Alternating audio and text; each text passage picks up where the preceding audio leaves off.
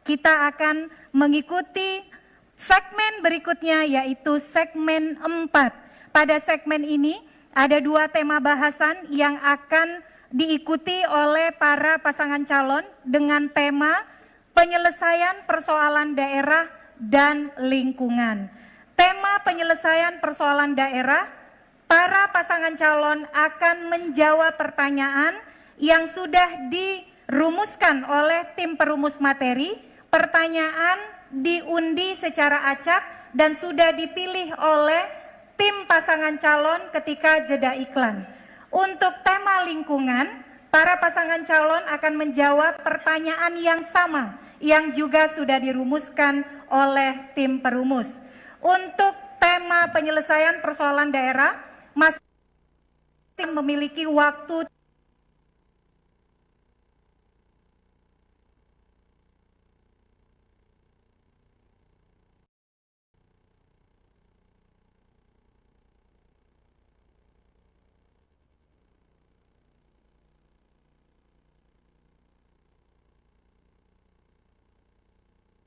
segmen keempat ini dengan tema penyelesaian persoalan daerah untuk pasangan calon nomor urut 1. Amplop masih tersegel. Mohon disimak. Pertanyaan hanya akan disampaikan 1 kali dan tidak akan diulang. Paslon nomor urut 1. Salah satu pemicu timbulnya konflik antara masyarakat dan perusahaan perkebunan di Provinsi Bengkulu, seperti yang terjadi di Kabupaten Mukomuko, Kabupaten Benteng, dan Kabupaten Bengkulu Utara saat ini adalah masalah tanah HGU yang ditelantarkan dan tanah HGU yang telah berakhir jangka waktunya. Pertanyaannya adalah, bagaimana strategi saudara dalam menyelesaikan konflik tersebut? Waktu 3 menit dimulai dari sekarang. Bismillahirrahmanirrahim. Berkaitan mengenai HGU yang sudah selesai masanya, sedangkan di sana masih ada masyarakat yang sudah tinggal, yang menggarap, maka kebijakan pemerintah harusnya kemudian arif dan bijaksana. Jangan sampai kemudian masyarakat dikorbankan. Oleh karena itu, kita akan meminta untuk semua pihak bisa duduk sama-sama. Artinya pengusahanya tidak dirugikan, masyarakat juga tidak terusir dari tanah yang sudah didiami. Karena memang program Helmi Muslihan itu sudah ada program 100.000 hektar lahan produktif. 100.000 hektar lahan produktif ini juga kita akan mendeteksi bagaimana masyarakat-masyarakat yang tidak punya lahan, pemerintah yang kemudian akan mengusahakan untuk mendapatkan lahan. Seperti di SP8 misalnya, ada tanah yang sangat luas di sana. Ketika itu transmigran dari daerah Jawa didatangkan dari Jawa dan masing-masing mendapatkan 2 hektar tanah. Mereka tidak pakai uang 1 sen pun. Kenapa masyarakat dari Jawa bisa diberikan tanah luas di Kabupaten Mukomuko untuk transmigran? Kenapa kemudian masyarakat di Kabupaten Lebong, di Bengkulu Utara, di Benteng dan di Seluma, di Kaur dan di beberapa tempat lainnya kemudian tidak bisa diberikan juga program yang sama? Maka Helmi Muslihan akan membuat program yang namanya 100.000 hektar lahan produktif. Kita akan mendata masyarakat di desa terutama yang memang ingin bertani tapi tidak punya lahan, maka pemerintah provinsi yang akan bertanggung jawab memberikan lahannya. Dan kalau tidak juga punya bibit, maka bibit terbaik juga akan diberikan oleh pemerintah provinsi. Kalau mereka juga tidak punya pupuk, maka pupuk kualitas pertama yang akan kita berikan. Dan ketika hasil pertanian telah tiba, ketika di pasar ternyata tidak harganya sebagus yang diharapkan oleh petani, maka pemerintah provinsi harus bertanggung jawab melalui BUMD-nya untuk membeli hasil pertanian masyarakat itu. Sehingga kemudian masyarakat percaya diri sebagai petani. Tidak seperti hari ini, ketika pemerintah menyuruh menanam satu tanaman, tapi kemudian ketika masyarakat panen, kemana menjualnya, pemerintah kemudian tidak berkomentar apa-apa. Ini tidak boleh terjadi lagi ke depan.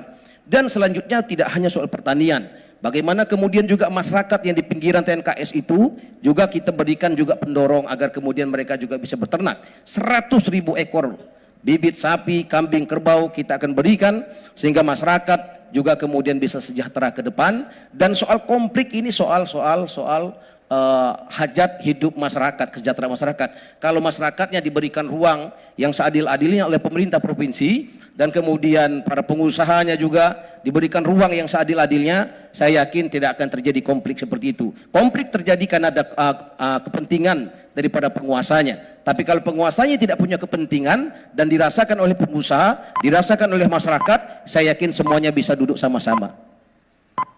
Terima kasih. Assalamualaikum warahmatullahi wabarakatuh. Nomor 1. Baik. Kita beranjak untuk pertanyaan berikut, pertanyaan untuk paslon nomor urut 2. Amplop masih tersegel. Paslon nomor urut 2 mohon disimak, bisa dijawab bergantian, pertanyaan tidak akan diulang. Paslon nomor urut 2. Berdasarkan laporan Badan Pusat Statistik terkait Indeks Pembangunan Manusia tahun 2019 nomor 21/02/tahun 2023 17 Februari 2020, Indeks Pembangunan Manusia atau IPM Bengkulu dalam kurun waktu tahun 2017 sampai 2018 adalah sebesar 0,81, lebih tinggi dari percepatan peningkatan IPM nasional yang hanya sebesar 0,74. Pertanyaannya adalah, langkah konkret apa yang saudara lakukan untuk menaikkan Indeks Pembangunan Manusia atau IPM di Provinsi Bengkulu? Waktu 3 menit dimulai dari sekarang. Baik, terima kasih. Alhamdulillah, sejak 2 tahun terakhir IPM Bengkulu masuk dalam kategori tinggi dan peningkatannya jauh di atas rata-rata nasional. Saya kira ini sebuah pencapaian yang luar biasa, bahwa IPM itu dibentuk dari 3 variabel utama. Yang pertama dari aspek pendidikan, yang kedua kesehatan, yang ketiga daya beli. Maka dari aspek pendidikan kita memastikan bahwa memperluas akses kesempatan pendidikan dari semua tingkatan kepada masyarakat Provinsi Bengkulu. Kita ingin memastikan bahwa setiap desa kelurahan ada sekolah dasar. Di setiap kecamatan 2-3 kelurahan ada SLTP dan setara. Di setiap kecamatan ada SLTA setara. Itu memastikan bahwa agar kesempatan anak-anak Bengkulu bisa melakukan sekolah dengan dengan kesempatan yang lebih panjang. Kemudian yang kedua tentu penyiapan tenaga guru, tenaga pendidik dan sebagainya, termasuk sekolah formal disabilitas, ingin kita pastikan tersedia di 9 kabupaten 1 kota. Agar sekali lagi akses kesempatan belajar betul-betul tersedia bagi masyarakat Bengkulu, sehingga kesempatan belajarnya bisa menjadi lebih panjang, termasuk pemberian beasiswa kepada mahasiswa berprestasi. Dan pemberian Kartu Indonesia Bengkulu Sejahtera adalah salah satu upaya untuk memberikan kesempatan belajar itu. Kemudian yang kedua, dari sisi kesehatan, kita ingin memastikan bahwa pelayanan kesehatan, fasilitas kesehatan tersedia, mulai dari puskesmas di setiap kecamatan, dan kita tingkatkan dengan laboratorium pendukung, termasuk rawat inap, dan meningkatkan kelas rumah sakit di setiap kabupaten kota, dan rumah sakit rujukan pada tingkat provinsi, serta ketersediaan tenaga kesehatan yang memadai dengan reward yang layak dan pantas. Dengan demikian dipastikan bahwa masyarakat Bengkulu bisa terlayani dengan baik. Dari sisi 2 hal yang saya sampaikan tidak cukup hanya dari sisi pemerintah saja dalam penyediaan fasilitas dan tenaga ketersediaannya. Tetapi yang lebih penting dari itu adalah Kartu Bengkulu Sejahtera memastikan bahwa seluruh masyarakat Provinsi Bengkulu untuk mendapatkan Kartu Indonesia Pintar dan Kartu Indonesia Sehat untuk menempuh pendidikan maupun mendapatkan pelayanan kesehatan. Kemudian aspek yang ketiga tentu daya beli. Nah, daya beli masyarakat ini bisa kita selesaikan dengan 2 sisi. Yang pertama, kita berusaha bagaimana meningkatkan pendapatan masyarakat dengan mengembangkan berbagai komunitas unggulan dan usaha kecil serta industri kreatif.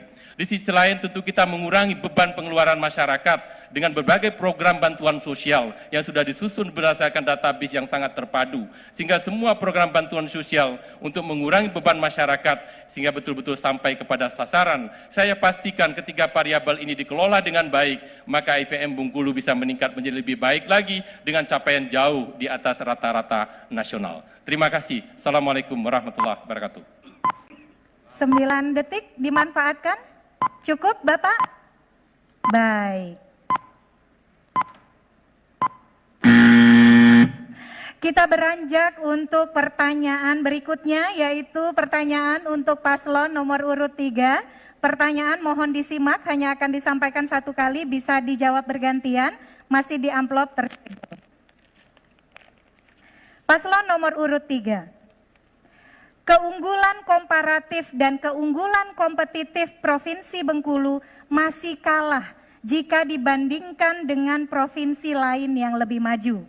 Pertanyaannya adalah, indikator apa saja yang dapat mempengaruhi serta usaha apa saja yang saudara lakukan untuk meningkatkan keunggulan komparatif dan keunggulan kompetitif Provinsi Bengkulu? Waktu 3 menit dimulai dari sekarang.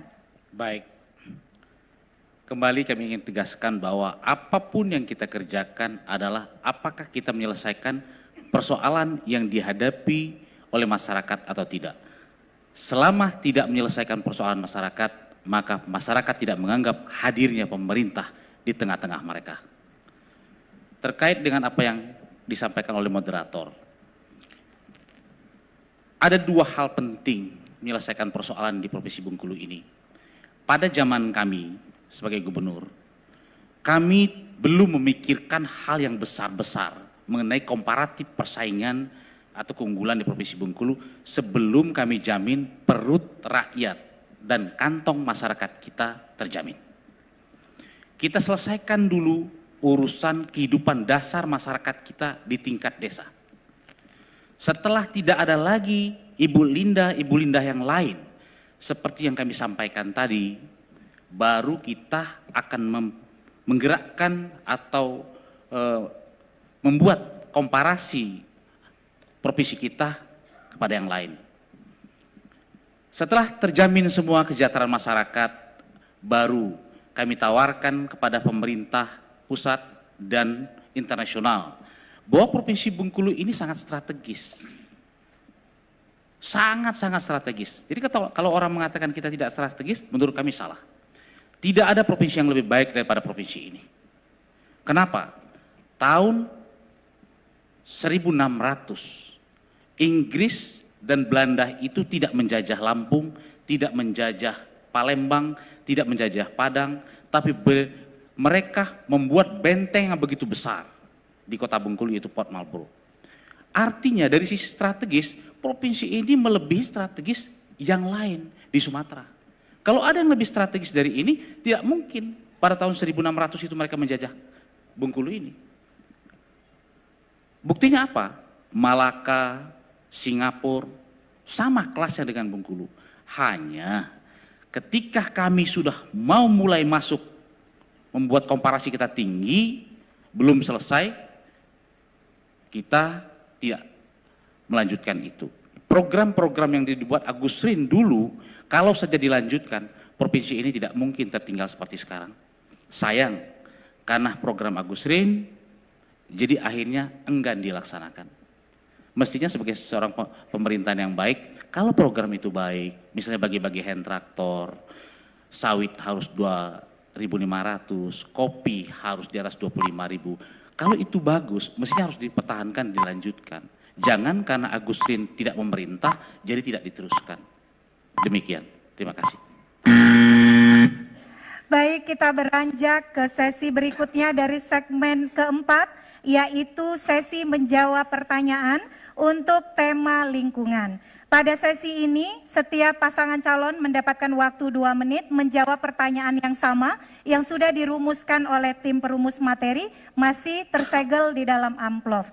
Kita akan mulai untuk sesi ini dengan paslon nomor urut 3, dilanjutkan paslon nomor urut 2, dan baru paslon nomor urut 1. Saya buka amplopnya.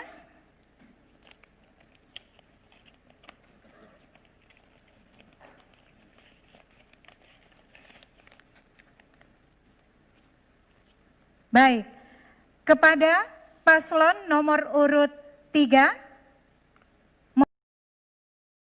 mohon disimak pertanyaan. Pembangunan di Provinsi Bengkulu menimbulkan isu lingkungan yang cukup serius. Para aktivis lingkungan mempersoalkan bongkar transip batubara di sekitar perairan Pulau Tikus.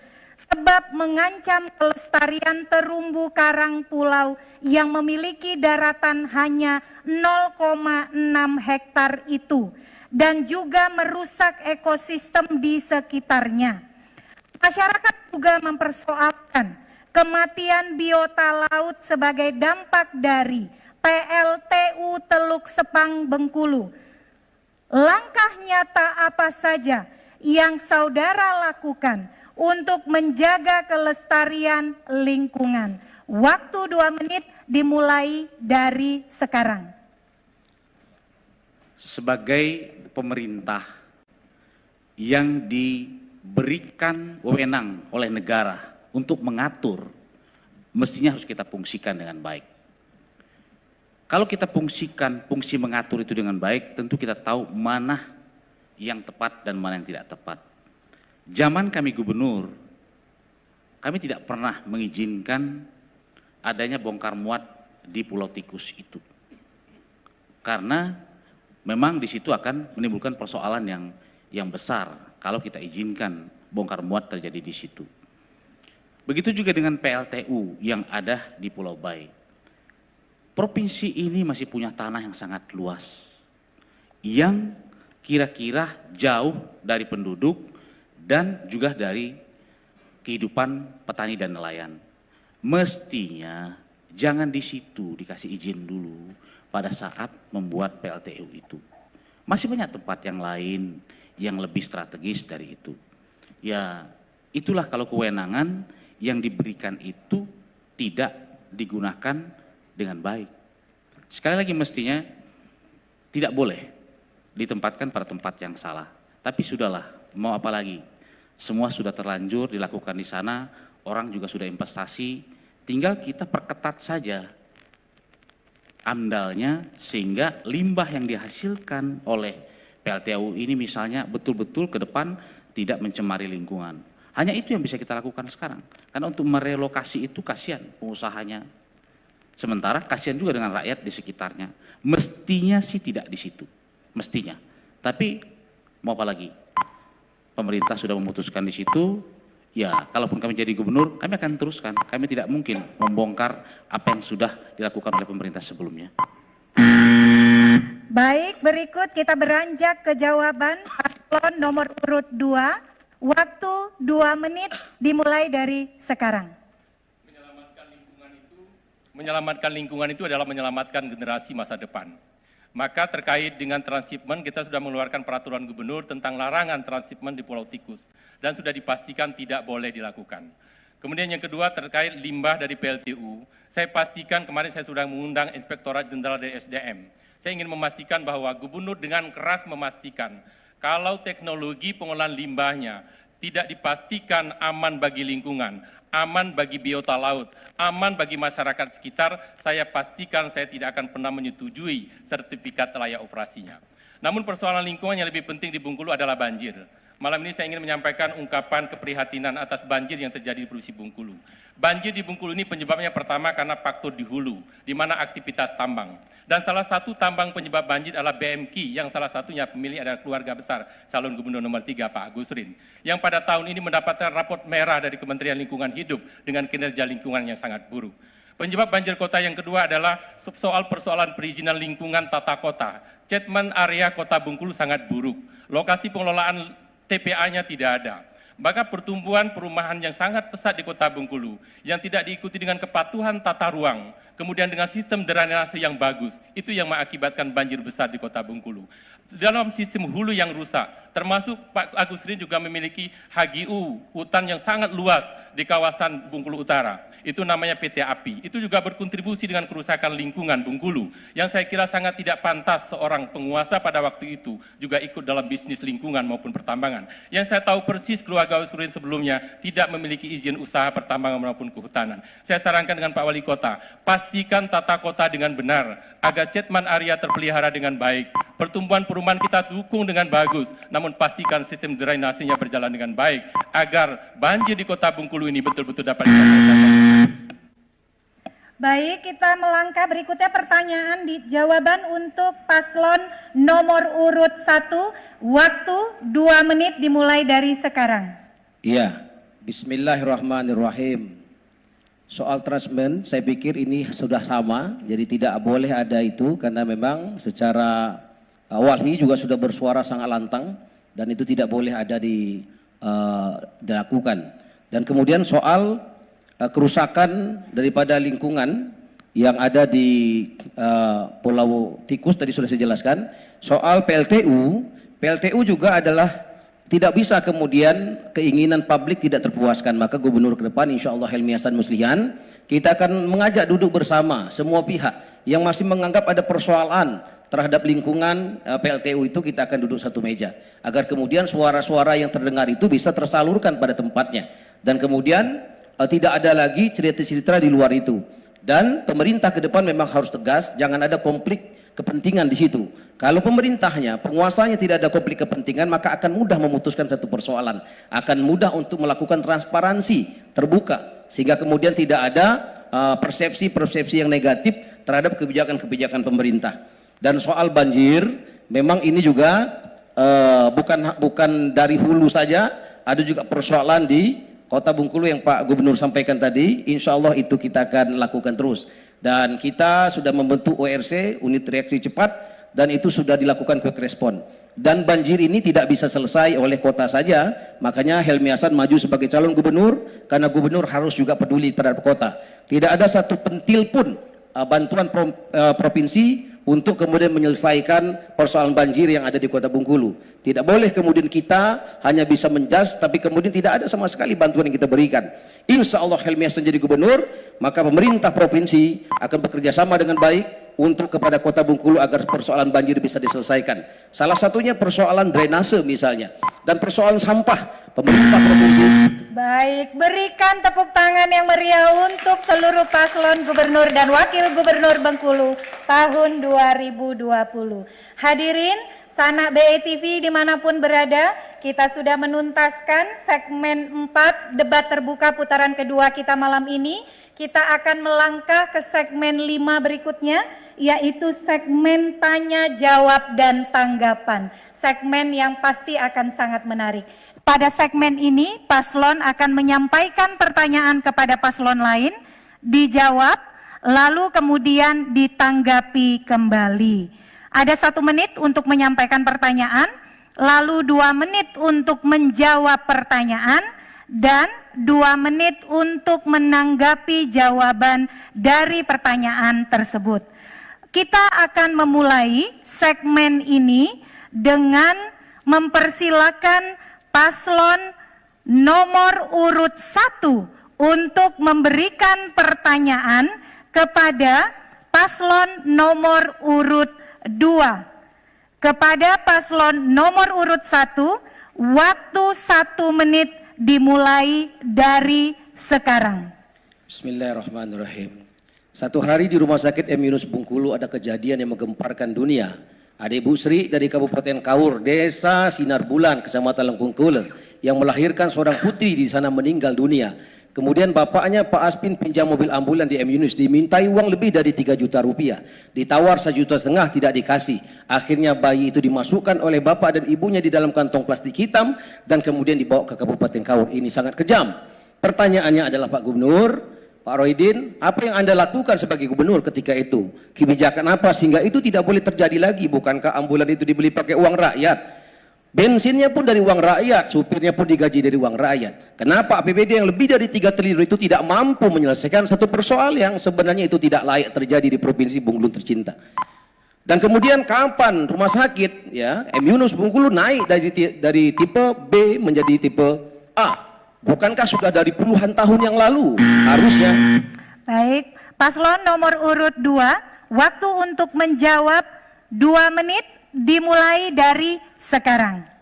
Pertama, tentu kami ingin menyampaikan ucapan belasungkawa atas kejadian musibah meninggalnya bayi di Rumah Sakit M. Yunus. Dan pada waktu juga secara kekeluargaan juga sudah selesaikan.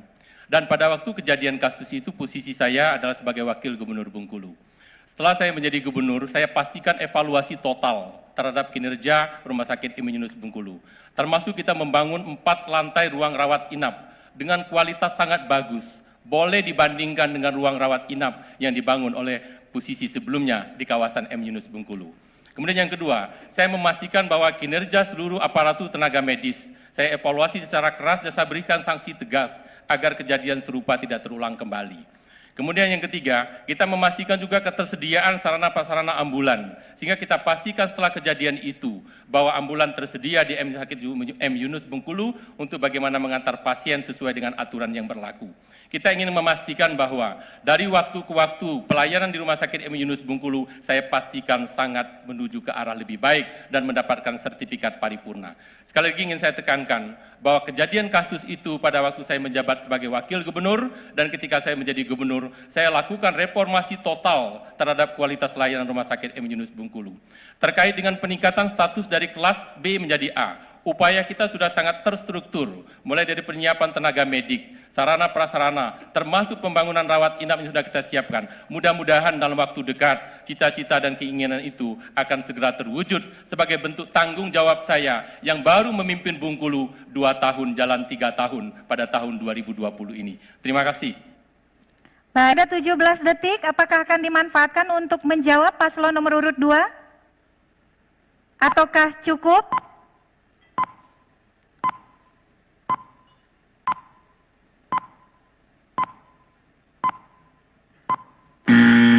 Berikutnya Ya. kepada paslon nomor urut 1 untuk menanggapi jawaban nomor urut 2. Waktu 2 menit dimulai dari sekarang. Ya, jawabannya jauh dari panggang daripada api.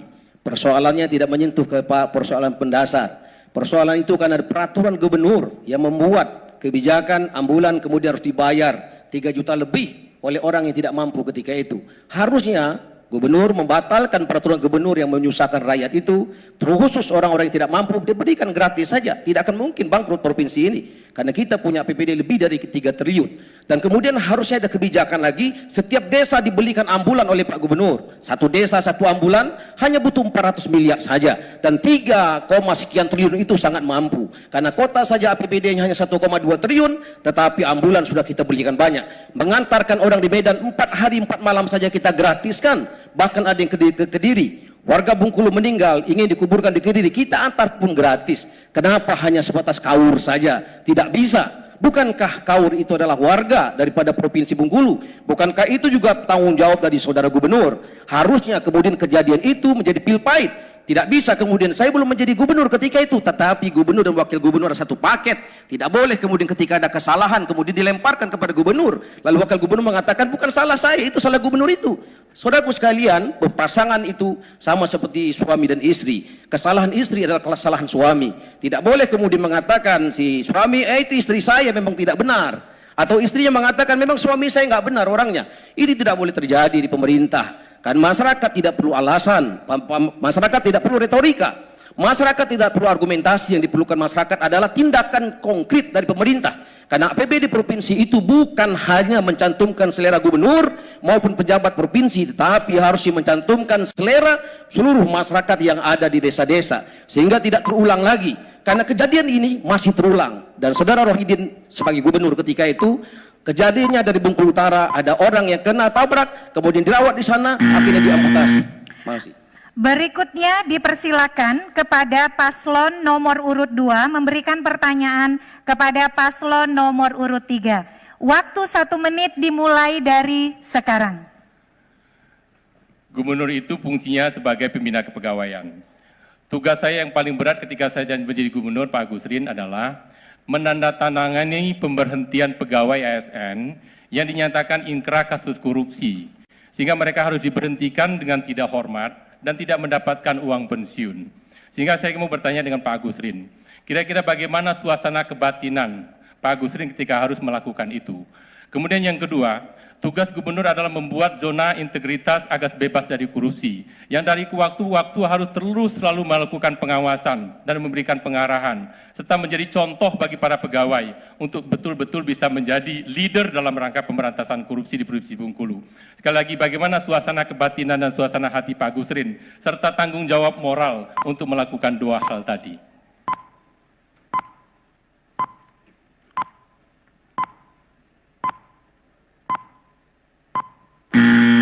Kepada paslon nomor urut 3 dipersilakan menjawab. Waktu 2 menit dimulai dari sekarang.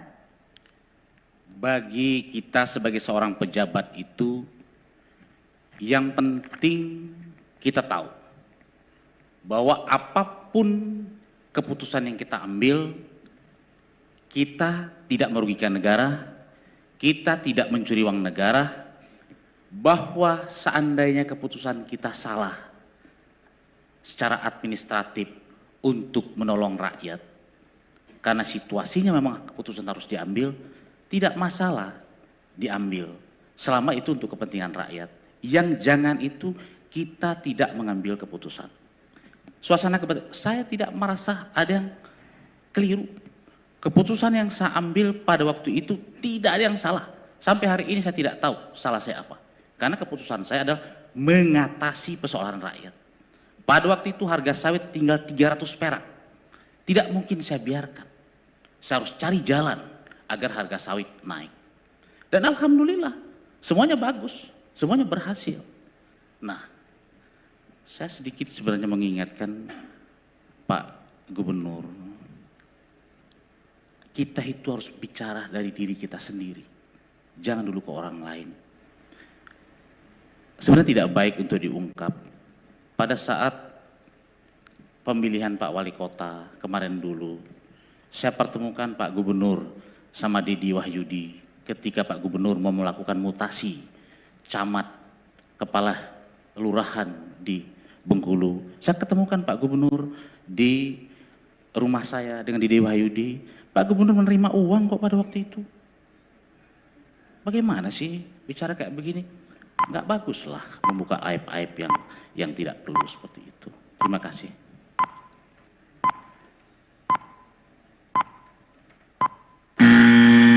Paslon nomor urut 2, silakan menanggapi. Waktu 2 menit dimulai dari sekarang. Yang benar adalah Dedi Wahyudi dikasih uang melalui saya ke Dedi Wahyudi, dan Agus Rin sendiri tahu. Itu pertama. Waktu itu untuk mendukung Dedi Wahyudi dalam pencalonan, saya ada di situ. Uangnya 25 juta dikasihkan Agus Rin, saya ada di tempat itu. Saya tidak pernah menerima uang sepeser pun dari beliau. Yang kedua, kasus korupsi Agus Rin sangat terang benderang, di mana lebih dari 23 miliar uang Bengkulu pada waktu ditilep melalui rekening pribadi dari sumber pendapatan asli daerah. Ini sesuatu yang sangat naif, sangat jelas sekali korupsinya dan nilainya sangat besar. Di samping itu pada zaman Agus Rin, jangan selalu mengatakan pembelaan bahwa 580 miliar proyek mangkrak pada waktu itu karena perencanaan yang sangat salah dan tidak layak. Bukan saya sebagai gubernur tidak melanjutkan. Kalau program yang bagus seperti Pantai Panjang, saya akui yang membuka jalan Pantai Panjang adalah Pak Agus Rin. Tapi kita lanjutkan karena program itu memang penuh manfaat dan betul-betul layak untuk kita teruskan. Maka zonasi pemanfaatan Pantai Panjang bisa dilihat perkembangannya sekarang. Tapi di sisi lain, contoh pabrik jarak, apa yang mau kita lanjutkan? Kalau batangnya saja tidak ada, pabriknya betul-betul fiktif. Kemudian yang kedua, pabrik Alsintan di kawasan Betungan, pabrik kemudian semen di Seluma, kemudian mangkraknya jembatan di Muara II, pembuatan saluran di bawah PU Tower yang untuk mencari harta karun, informasi dan sebagainya dan sebagainya. Saya kira itu adalah menguras uang Bengkulu pada waktu dengan berbagai skenario multi-years yang mengakibatkan Bengkulu betul-betul terpuruk dari sisi keuangan, terpuruk dari sisi marwah dan nama baik, betul-betul porak-poranda kondisi produksi pada waktu itu. Kalau Pak Agus Rin sampai mengatakan saya mengambil uang 25 juta, saya sumpahkan demi jiwa saya seluruh jiwa saya. Kalau pada waktu bukan Agus Rin mengatakan kepada saya, kasihkan uang 25 juta ini kepada Dedi Wahyudi untuk membantu dalam proses pemilihan kada. Saya betul-betul saya sumpahkan keselamatan dia dan keselamatan saya kalau bukan seperti itu kejadiannya. Terima kasih. Baik, kita beranjak untuk mohon hanya bertepuk tangan jika moderator mempersilakan. Kepada hadirin mohon diikuti tata tertib debat kita. Berikutnya adalah kepada paslon nomor urut 3 untuk memberikan pertanyaan kepada paslon nomor urut 1. Waktu 1 menit dimulai dari sekarang. Ke nomor 1. Betul. Pak Wali Kota, Siap. saya senang melihat Pak Wali Kota bertanya dengan Pak Gubernur. Begitu juga senang mendengar Pak Gubernur bertanya kepada saya.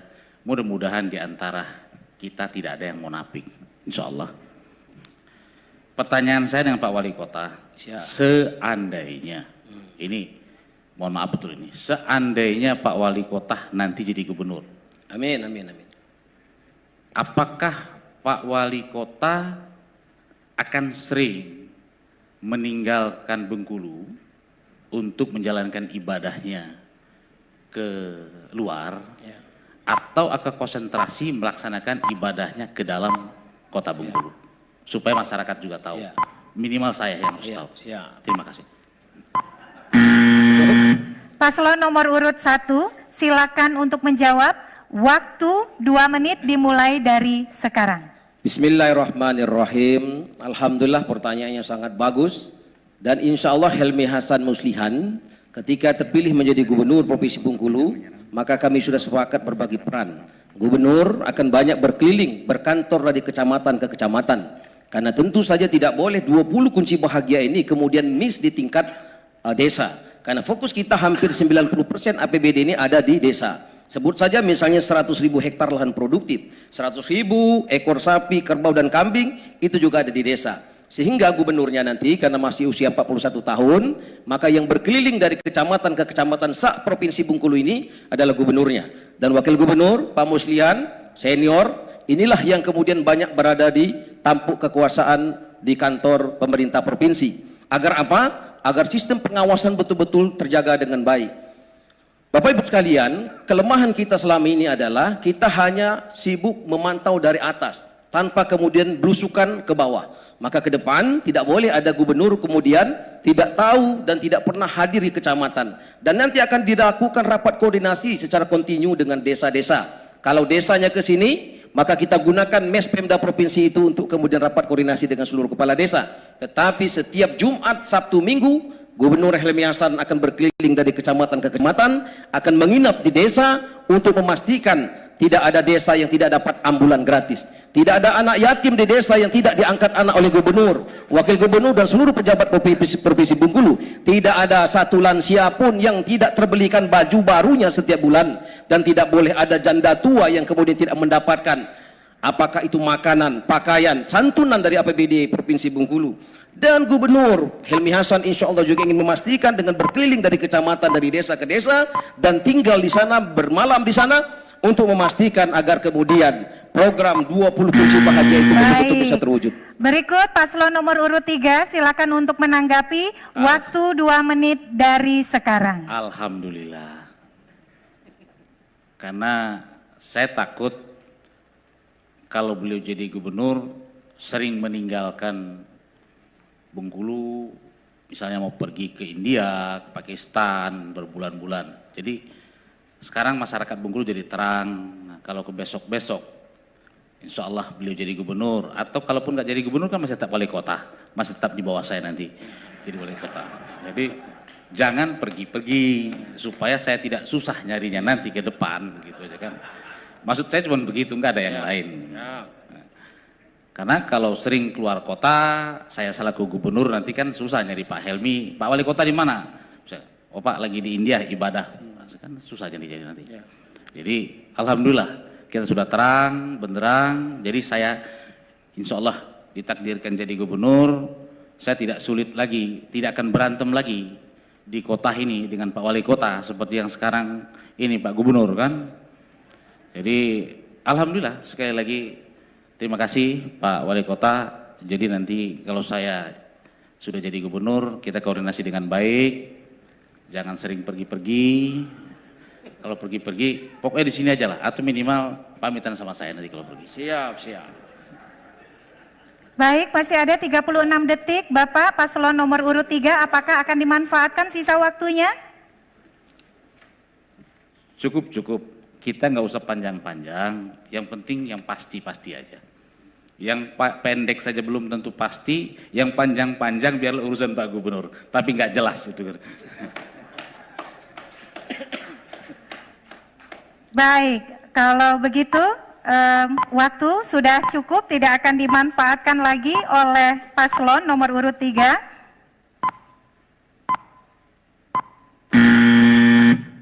Hadirin, para pasangan calon, mohon dicermati kembali tata tertib debat kita.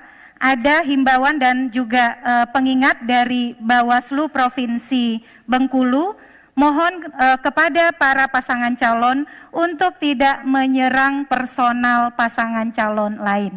Demikian himbauan dan pengingat dari Bawaslu Provinsi Bengkulu. Mohon diingat dan dipatuhi. Izin Bu, sebaiknya Ibu yang kasih tahu kami yang mana yang menyerang itu. Baik Bapak, supaya kita kami tahu yang mana yang menyerang pribadi itu supaya kita tahu.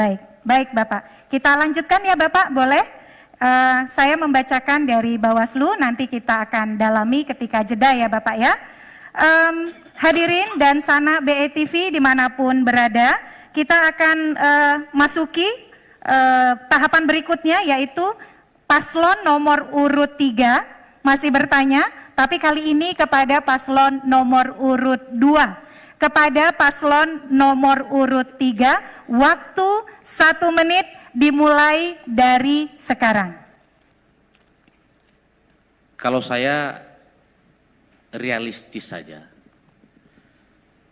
program dan capaian yang disampaikan Pak Gubernur ini sepertinya sudah bagus sekali, sepertinya gitu. Apa saya yang kurang pintar atau seperti apa? Jujur saja, ini bukan bertanya, ini bukan pertanyaan. Betul-betul saya mewakili masyarakat untuk mempertanyakan ini. Kalau capaian kita sudah bagus, pertumbuhan kita bagus, lalu kenapa sekarang kita jadi provinsi paling miskin di dunia ini? Yang salah ini yang mana? Apakah memang kalkulator yang di pusat itu yang salah, atau memang cerita Pak Gubernur ini hanya retorika dalam rangka menghadapi pilkada saja? Ya, ini pertanyaan, betul-betul pertanyaan dari hati kecil, insya Allah dari seluruh masyarakat. Baik, paslon nomor urut 2, silakan untuk menjawab. Waktu 2 menit dimulai dari sekarang. Pertama, tentu angka-angka capaian-capaian yang saya sampaikan itu bukan berdasarkan data evaluasi yang dikeluarkan oleh Provinsi Bengkulu, tapi dikeluarkan oleh kementerian lembaga yang berwenang. Sudah barang tentu itulah acuan yang kita gunakan bahwa menunjukkan kinerja pemerintahan itu mengalami peningkatan. Di mana pertumbuhan investasi kita tinggi, pengendalian inflasi kita juga baik. Ini memang angka pengangguran kita cukup rendah. Dan posisi sekarang juga, harga produksi perkebunan seperti sawit, kopi juga sekarang dalam posisi membaik. Pada zaman Pak Agus Rin dulu juga jauh lebih rendah dari posisi sekarang kalau soal harga sawit. Karena harga sawit sesungguhnya juga bukan gubernur yang menentukan. Jangankan gubernur, Bapak Presiden pun tidak akan bisa mengendalikan harga sawit. Tapi ketika saya jadi gubernur, maka saya sekarang sedang merancang bagaimana terminal curah cair kita bangun di Pulau Bayi. Sehingga tahun depan saya akan memutus mata rantai ekspor CPO melalui Teluk Bayur dan Belawan. Maka saya pastikan maka SIP itu tandan buah sawit Bengkulu akan naik sekitar Rp400. Demikian juga dengan kopi yang selama ini dijual melalui Lampung dan Palembang. Sekarang sedang dibangun terminal curah kering di Pulau Bayi. Maka tahun depan saya pastikan ekspornya melalui Pulau Bayi, maka kopi Bengkulu akan naik Rp3 sampai Rp4.000. Sangat tidak rasional kalau seorang gubernur menetapkan harga sawit, kopi maupun karet, karena itu pasti tergantung dengan mekanisme pasar. Sekali lagi, jangankan gubernur, seorang presiden saja tidak bisa melakukan itu. Kalau saya sangat yakin dengan kinerja yang saya lakukan, bahwa kondisi ekonomi Bengkulu dalam 2-3 tahun terakhir menuju ke arah yang jauh lebih baik, dengan capaian-capaian yang sangat jelas dan sangat terasa oleh masyarakat Bengkulu. Tapi memang kita tidak melakukan bagi-bagi barang sebagaimana yang dilakukan oleh Pak Gusrin dalam bentuk hand traktor. Karena pada sekarang mekanisme pengelolaan keuangan juga berbeda dengan situasi dulu. Semuanya harus by proposal, diusulkan lebih dulu, baru pengadaan itu bisa terjadi. Tidak boleh kita mengadakan secara massal dan dibagi-bagi sebagaimana periode yang dulu. Karena sistem pengelolaan keuangan sekarang memang sungguh sangat jauh berbeda. Paslon nomor urut 3, silakan untuk menjawab. Waktu 2 menit dimulai dari sekarang. Apapun kondisinya, mau bentuk keuangannya seperti apa, kalau saya jadi gubernur, saya tetap akan bagi-bagi hand traktor. Pasti. 10.000 unit hand traktor tetap akan saya bagi kepada masyarakat karena semuanya sudah rusak. Begitu juga dengan pupuk saya akan gratiskan dan macam-macam. Apapun bentuk manajemen keuangannya, menurut saya negara tidak akan melarang membantu masyarakat, membantu petani seperti itu. Kalau mengenai apa yang Pak Gubernur sampaikan tadi, kita ini kan bukan bodoh-bodoh sekali Pak Gubernur. angka pertumbuhan ekonomi zaman Pak Gubernur itu kecil sekali. Nggak boleh Pak Gubernur beralasan baru 2 tahun jadi gubernur, sebelumnya jadi PLT, nggak boleh kayak begitu. Kita gentleman dalam hidup itu. Kalau memang capaian kita bagus, ya kita kasih tahu bagus. Kalau tidak bagus, kita akui tidak bagus. Supaya kita bisa memberikan saran. Tapi kalau Pak Gubernur merasa bagus, lalu saran apa lagi yang mau diberikan oleh masyarakat? Saran apa lagi yang mau diberikan oleh sekian banyak profesor di provinsi ini? Kenapa? Karena semua Pak Gubernur sudah merasa bagus. Tapi kenyataannya, sekali lagi, anak kecil pun, mohon maaf, betul. Mohon maaf, saat ini kita juga minder menjadi orang Bengkulu. Kenapa? Kita ini sekarang jadi provinsi paling miskin. Paling miskin. Apa itu berita hoak? Bukan. Yang mengeluarkan status paling miskin juga pemerintah pusat. Tapi kalau cara Pak Gubernur seperti ini, merasa sudah benar semua, tapi kenyataannya kita paling miskin, siapa yang mau memberikan saran kepada Pak Gubernur? Jadi pemimpin itu harus gentleman. Kalau kita memang gagal, akui gagal. Kalau kita memang berhasil, nggak usah kita akui, rakyat akan mengakui keberhasilan kita, insya Allah. Baik, saatnya kita beranjak untuk tahapan berikutnya. Dipersilakan kepada paslon untuk menyampaikan 1. Waktu 1 menit dipersilakan dari sekarang. Terkait dengan bansos Pak Helmi. Bapak menyalurkan bansos di masa COVID itu disebarkan dengan seluruh warga Bengkulu. Padahal jelas sekali SKB Menteri Keuangan dan Mendagri bahwa penyaluran bansos itu harus ada kriteria-kriteria tertentu dan tidak boleh tumpang tindih. Saya sangat khawatir kejadian penyerahan bansos di awal kepemimpinan Pak Helmi di periode pertama. Itu di mana menelan korban yang sangat banyak.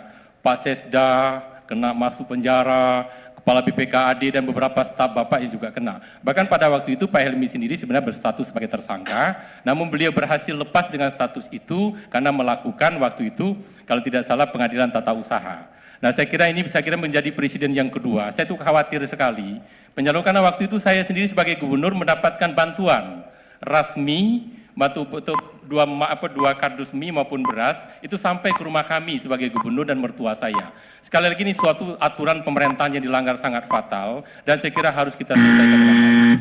Baik, paslon nomor urut 1, waktu untuk menjawab 2 menit dimulai dari sekarang. Bismillahirrahmanirrahim. Alhamdulillah.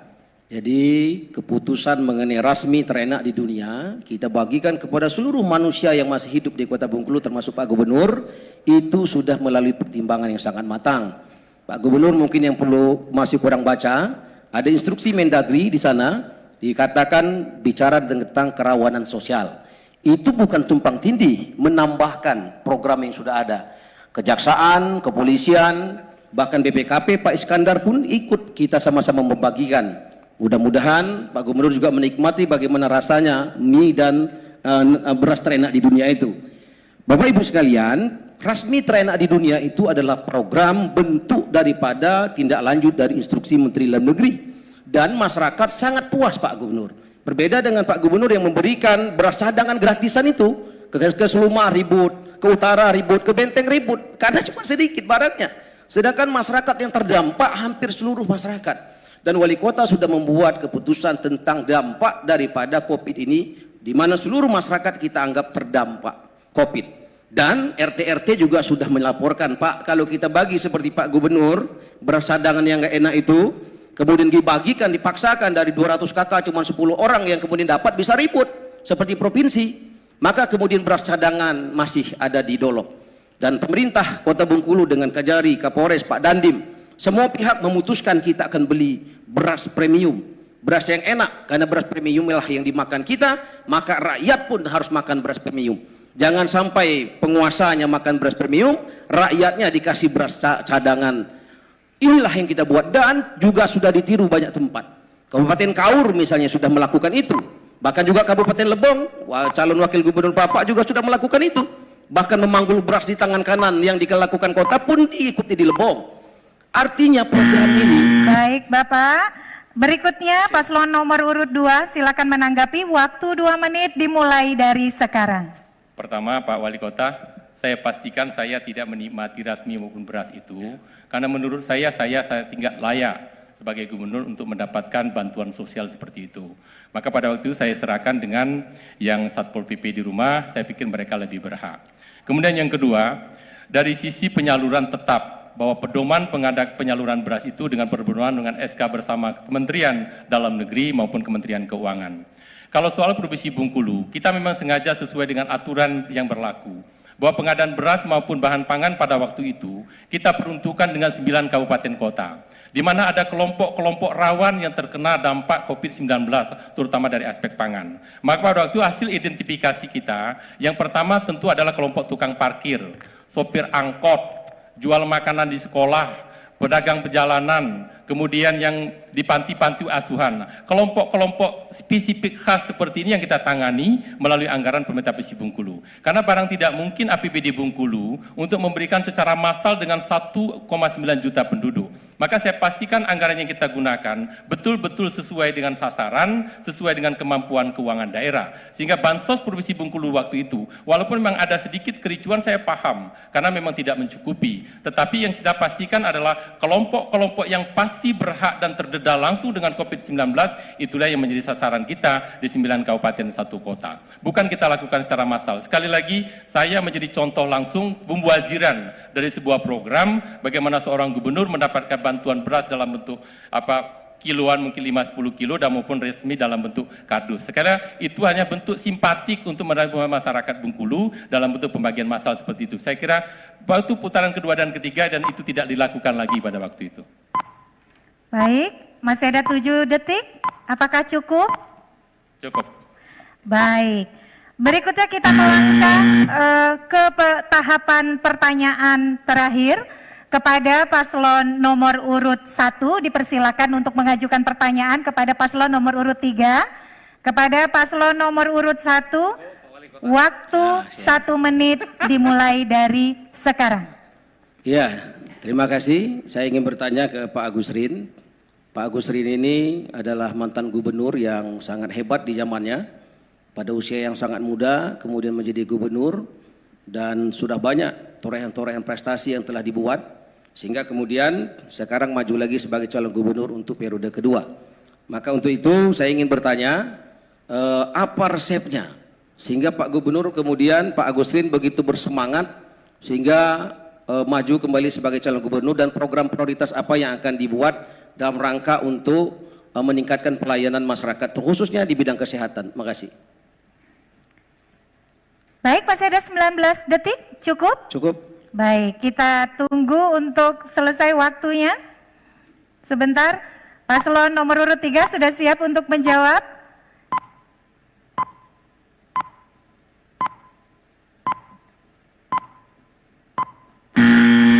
Baik, kepada paslon nomor urut 3, waktu 2 menit dimulai dari sekarang. Ini sebenarnya pertanyaan atau apa, karena kan kita yang diskusi dulu berdua. Kenapa saya maju? Kenapa Pak Helmi maju? Dulu kan hasil diskusinya, kalau provinsi ini baik-baik saja, ya, tidak menjadi provinsi paling miskin di dunia, pelayanan kesehatannya bagus, hand traktor dibagi-bagi lagi, pupuk gratis dilanjutkan, pembangunan yang belum selesai dilanjutkan, sekolah gratis dilanjutkan, semuanya diteruskan dengan baik. Bukan Pak Helmi sama saya sepakat tidak maju kita berdua. Cuman karena kondisi kita memang parah, jujur aja, sejujur-jujurnya ini, insya Allah saya tidak munafik, parah, paling miskin di dunia, pelayanan kesehatan jelek sekali, hand traktor yang seharusnya programnya sangat bagus, harusnya dilanjutkan, tapi tidak dilanjutkan. Nah, justru saya yang heran, kenapa kok Pak Gubernur, Pak Wali Kota, mestinya kan Bapak berdua kan lagi sedang menjabat sekarang ini, baik Pak Gubernur maupun Pak Wali Kota, bikin program mau gratiskan sekolah, mau gratiskan ini, kenapa nggak sekarang dilakukan? Kenapa nanti? Bukankah tanda tangan kalian masih laku? Coba serahkan tanda tangan itu sama saya gratiskan sekarang. nggak usah nunggu besok-besok. Jadi ini kan sudah hasil diskusi kita berdua. Kalau kemarin itu kan bertanya lagi. Demikian. Baik, apakah ada tambahan? Masih ada 14 detik, paslon nomor urut 3, ataukah paslon nomor urut 3 cukup? Cukup, baik. Mohon bersabar, paslon nomor urut 1. Paslon nomor urut 1 silakan untuk menanggapi, waktu 2 menit dimulai dari sekarang. Ya, saya pikir sudah sangat jelas, beliau sudah menjelaskan dengan bersemangat dan tidak perlu ada pertanyaan lagi, karena saya pikir sudah lengkap dijelaskan. Beliau masih melihat ada hal yang memang perlu diperbaiki, dan itu menurut saya sangat baik, karena program-program yang sudah dicanangkan itu tidak ada yang tidak baik, dan mudah-mudahan itu menjadi ada kemanfaatan bagi masyarakat terutama. Oleh karena itu, saya ucapkan selamat kepada Pak Agus Rin, dan mudah-mudahan jalannya makin mulus nantinya, sehingga program-programnya itu bisa terwujud nantinya. Terima kasih. Assalamualaikum warahmatullahi wabarakatuh. Baik, paslon nomor urut 1 masih ada 1 menit dan 18 detik. Cukup, Apakah? jawabannya udah luar biasa, mantap, tap. Oke, baik Bapak Ibu hadirin sanak BETV dimanapun berada, Anda juga bisa menyaksikan debat malam ini melalui channel YouTube Bengkulu Express TV, Instagram dan Facebook BETV, serta channel YouTube, Instagram dan Facebook KPU Provinsi Bengkulu. Juga bisa mendengarkan siaran langsung debatnya melalui Radio Republik Indonesia. Kita berikan tepuk tangan yang meriah untuk seluruh paslon kita. Hadirin sanak BETV dimanapun berada, kita sudah menyelesaikan segmen kelima dan kita akan beranjak ke segmen terakhir, yaitu segmen penutup di mana paslon akan menyampaikan pernyataan penutup atau closing statement debat terbuka putaran kedua kali ini. Kita memasuki segmen terakhir dari debat terbuka kita malam ini. Segmen keenam adalah segmen pernyataan penutup, di mana masing-masing pasangan calon akan menyampaikan pernyataan penutup, semua mendapatkan kesempatan waktu yang sama, yaitu 2 menit. Pernyataan penutup ini terkait dengan tema debat kita malam ini, yaitu peningkatan pelayanan kepada masyarakat, penyelesaian persoalan daerah, dan lingkungan. Untuk mengawalinya, maka dipersilakan kepada paslon nomor urut 1 untuk menyampaikan pernyataan penutup. Waktu 2 menit dimulai dari sekarang. Bismillahirrahmanirrahim.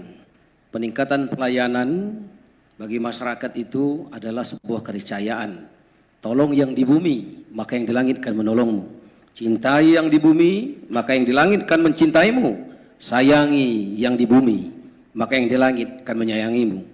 2 kalimat ini yang harusnya menjadi modal bagi pemerintah, bagi aparatur pemerintah, agar kemudian ketika kita bekerja, maka layanilah bukan karena soal kita sudah dapat gaji, bukan karena ada pangkatan di pundak kita, bukan ada seragam di badan kita, tetapi karena kita ingin mendapatkan kemuliaan dunia akhirat. Kalau itulah menjadi tujuan, maka tidak akan mungkin ada kena lelah. Ketika masyarakat kemudian meminta nomor handphone pribadi kita, maka dengan sehati kita akan membagikannya. Dan walaupun kita terbang jauh sebagai gubernur, tetapi yang terpenting bagi masyarakat adalah masalah-masalah mereka segera mendapatkan solusi dari pemimpinnya.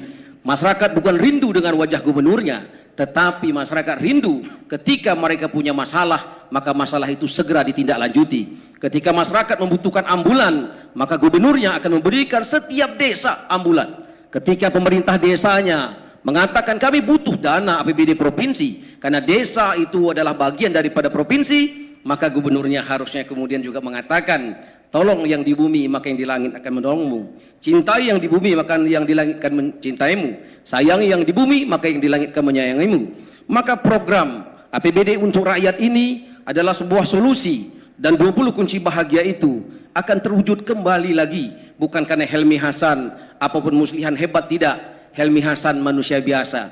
Jangankan mewujudkan semua itu, menahan jenggot tidak berubah menjadi putih saja tidak bisa. Oleh karena itu, hanya Allah Subhanahu wa taala yang bisa menolongnya agar kemudian program APBD rakyat bisa terwujud. Baik, berikutnya kita akan ikuti pernyataan penutup dari paslon nomor urut 2. Waktu juga 2 menit dimulai dari sekarang. Terkait dengan tema debat malam ini, ada 2 hal yang saya sampaikan. Pertama, bahwa pelayanan publik dan persoalan daerah itu hanya bisa diselesaikan kalau leadership-nya gubernur itu mampu menggerakkan birokrasi pemerintahan agar bekerja dengan baik, objektif, bersih, dan akuntabel. Dan itu hanya bisa dilakukan kalau kita melakukan penataan kepegawaian, promosi jabatan, mutasi, penerimaan pegawai, juga kita lakukan secara objektif, transparan, dan akuntabel.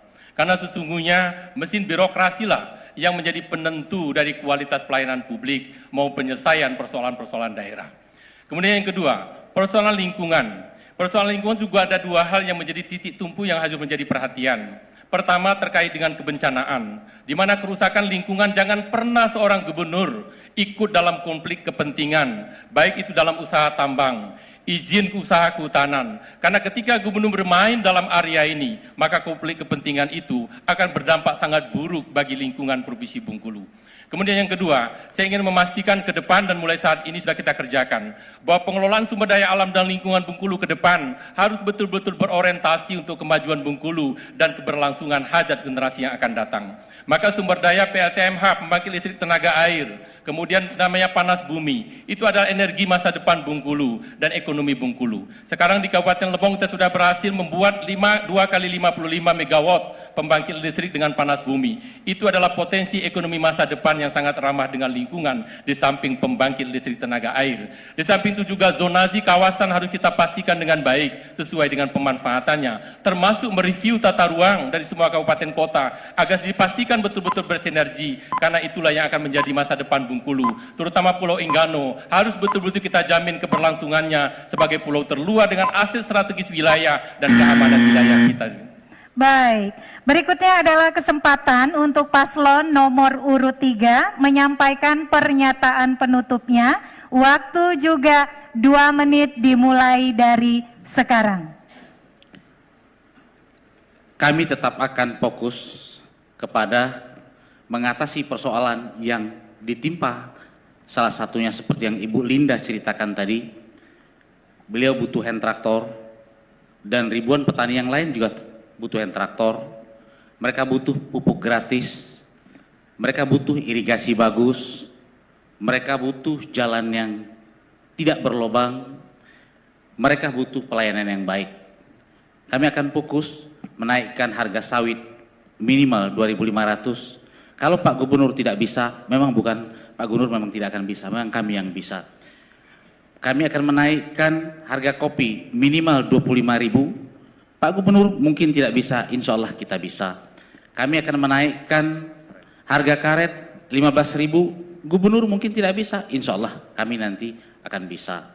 Hand traktor pun sama. Pak Gubernur tidak bisa bagi-bagi hand traktor karena alasan aturan dan macam-macam, insya Allah kami bisa tetap akan bagi-bagi. Apapun risikonya untuk rakyat, semua akan kami ambil. Kami tidak peduli dengan risiko, yang penting persoalan rakyat teratasi. Rakyat makmur dan kita tidak boleh lagi menjadi provinsi yang miskin seperti sekarang ini.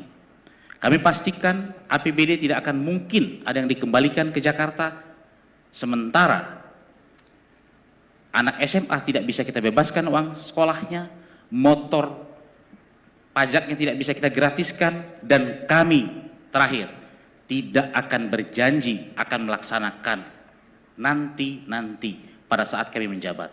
Kami akan buktikan pada saat kami menjabatlah, kami akan buktikan itu kami laksanakan.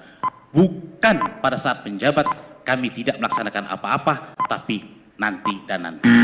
Baik, hadirin, mari kita berikan tepuk tangan kepada seluruh pasangan calon Gubernur dan Wakil Gubernur Provinsi Bengkulu tahun 2020.